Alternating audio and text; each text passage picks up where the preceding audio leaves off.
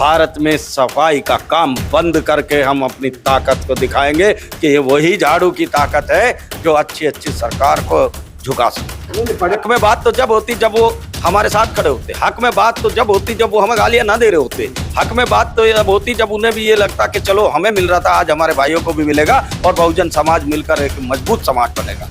तो उन्होंने तो बहुजन समाज को कमजोर करने का काम किया। बाबा साहब ने जो आरक्षण दिया था ये सभी वंचित जातियों के लिए कि सब आगे बढ़ेंगे, लेकिन उन्होंने केवल अपने समाज को आगे बढ़ाया। हाँ, जो पेटिशन डाली थी वो कौन लोग थे? वो कोई ब्राह्मण या दूसरे लोग नहीं थे, वो केवल जाटव समाज के ही लोग थे जिन्होंने जाकर हमें मिलते हुए उस आरक्षण को रोका।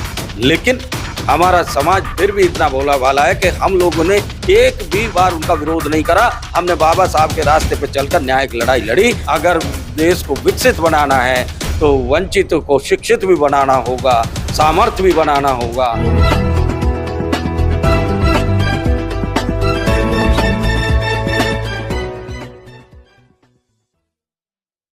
तो दोस्तों एक बार फिर से स्वागत है आपका।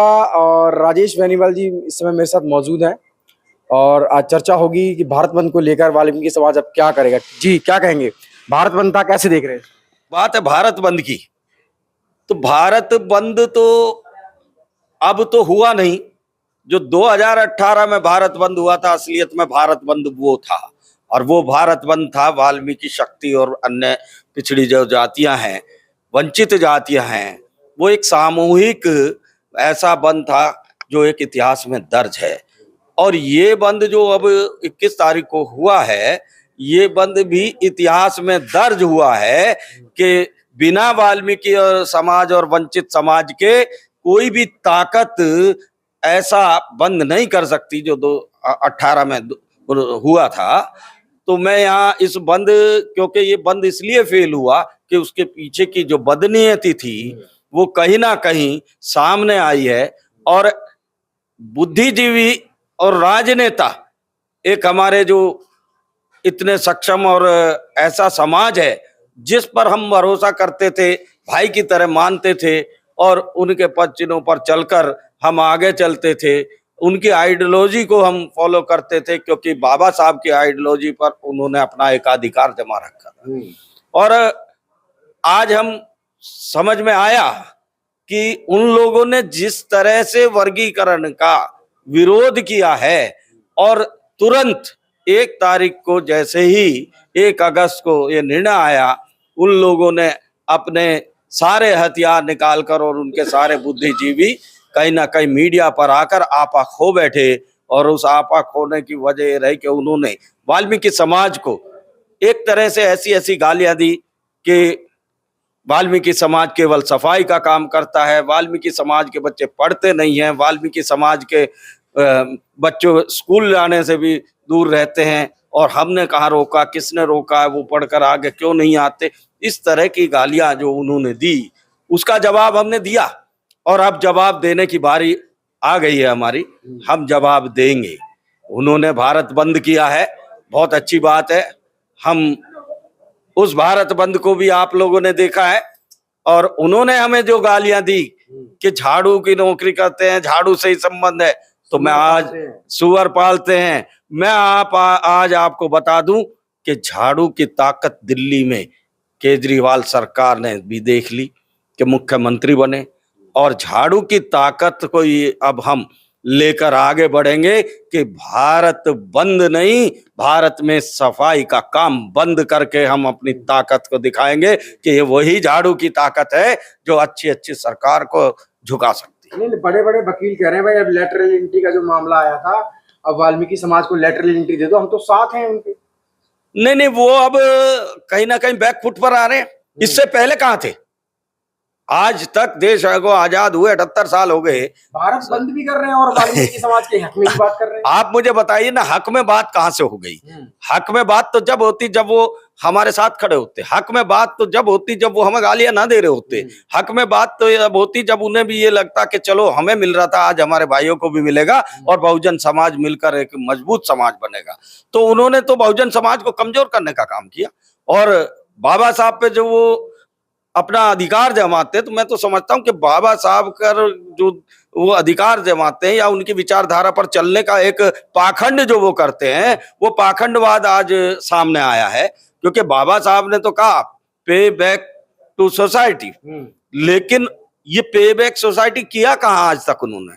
आज तक वो किसी भी वंचित जातियों को और वाल्मीकि समाज को आगे साथ लेके कहाँ चले? अब तक जो भी मलाई खाई वो उन्होंने खाई, अपने ही समाज के लोगों को आगे बढ़ाया। जबकि बाबा साहब ने जो आरक्षण दिया था ये सभी वंचित जातियों के लिए कि सब आगे बढ़ेंगे, लेकिन उन्होंने केवल अपने समाज को आगे बढ़ाया। यहाँ मैं समझता हूँ कि बाबा साहब की जो विचारधारा है वो केवल अपने निजी स्वार्थों के लिए, अपने समाज के लिए उन्होंने क्या क्या निर्णय रहेगा? वाल्मीकि समाज अब क्या करने वाला है इसके बाद? हमारा निर्णय है, हमें माननीय सर्वोच्च न्यायालय का हम धन्यवाद भी करते हैं और माननीय सर्वोच्च न्यायालय पे हमें पूरा भरोसा है। हम ये भी जानते हैं कि वो पिटीशन दायर करेंगे, आगे भी जाएंगे। और हमारा कहना भी ये था कि जब ये लड़ाई इतने वर्षों से 20 साल से ये सब चल रहा था, हरियाणा में हमारा आरक्षण था, उन लोगों ने पिटीशन डालकर हरियाणा में हमारा वो रुकवाया, स्टे लगवाया। हमारा पंजाब में था, पंजाब में भी उन्होंने स्टे लगवाया। वहां जो पिटीशन डाली थी वो कौन लोग थे? वो कोई ब्राह्मण या दूसरे लोग नहीं थे, वो केवल जाटव समाज के ही लोग थे जिन्होंने जाकर हमें मिलते हुए उस आरक्षण को रोका। लेकिन हमारा समाज फिर भी इतना भोला भाला है कि हम लोगों ने एक भी बार उनका विरोध नहीं करा। हमने बाबा साहब के रास्ते पे चलकर न्यायिक लड़ाई लड़ी और आज निर्णायक फैसला, आज 20 साल बाद ये निर्णायक फैसला अब आया है। तो इस निर्णायक फैसले में उनको तकलीफ हुई। मैं अखिल भारतीय सफाई मजदूर कांग्रेस ट्रेड यूनियन का राष्ट्रीय अध्यक्ष हूँ और हमारे जो ये एक मुद्दा है ये लगभग 20 साल से हम इसे बार बार उठाते आ रहे थे। मैं धन्यवाद करता हूं सुप्रीम कोर्ट का कि उन्होंने इस मुद्दे पर इतना संज्ञान लिया और उन्होंने वाल्मीकि समाज और वंचित जातियों की इस पीड़ा को समझा। जहां तक देश की बात है कि विकसित देश तभी बनेगा जब सब लोगों को हक और अधिकार मिलेंगे और सब एक साथ बराबर होकर चलेंगे, तभी विकसित बन सकता है। मैं आदरणीय देश के प्रधानमंत्री नरेंद्र मोदी जी का भी धन्यवाद करता हूं और ये भी कहना चाहता हूं कि मोदी जी, आप विकसित देश बिना वंचितों के नहीं बना पाओगे। अगर देश को विकसित बनाना है तो वंचितों को शिक्षित भी बनाना होगा, सामर्थ्य भी बनाना होगा, तभी जाकर देश विकसित बनेगा। और इनकी अनदेखी की जाएगी तो अब हमारा समाज जागरूक हो गया है। बड़ा फैसला लेने वाला है वाल्मीकि समाज, हाँ, पे उतरेगा इसको बचाने के लिए। अभी हम जन जागरण का एक कार्यक्रम शुरू कर रहे हैं अपने लोगों में और हम ये तय कर रहे हैं कि भाई हमारे पास कोई और हथियार ऐसा नहीं है। हमारे पास एक छोटा सा हथियार है कि जब इन्होंने हमारे पे एक ठप्पा लगा ही दिया कि हम केवल झाड़ू का काम करते हैं, सफाई का काम करते हैं, तो हम उसी हथियार से हम भी सरकार को और सबको अपना एक संदेश देंगे। और ऐसी बंद करने की अगर बात है तो हम पूरे भारत में सफाई का काम बंद करेंगे। और सफाई का काम वो खाली एमसीडी से नहीं कि एमसीडी या नगर पालिकाओं में होगा, वो प्राइवेट जो घरों में भी काम करते हैं वो भी हमारे सब लोग काम बंद करेंगे। हम सब लोग अपने घरों पर बैठकर विरोध करेंगे और अपना काम जब तक बंद कर देंगे जब तक हमारा ये वर्गीकरण नहीं होगा।